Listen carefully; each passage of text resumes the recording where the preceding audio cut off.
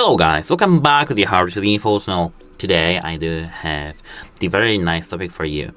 How to use Gemini with MindSpace on your OnePlus 15. So actually, this is a very cool feature. At first, open MindSpace and ensure that here you do have something saved. Just something. Even this home screen of applications, everything. Here I do have, for example, Winter Labubu wallpapers.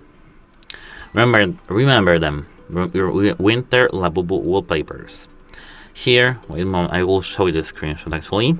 Here, the screenshot looked like this. So now we can go to Gemini application and ensure that you are logged into your account. Now tap Ask Gemini, find this add here and add MindSpace. You just have to tag MindSpace application. Here, as I can enable MindSpace, tap it.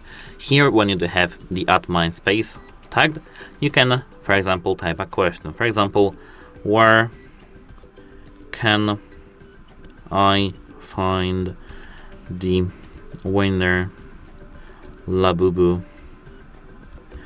wallpapers, and send.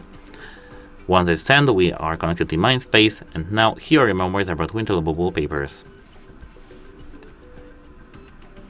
That's how it works. Have a nice day and goodbye.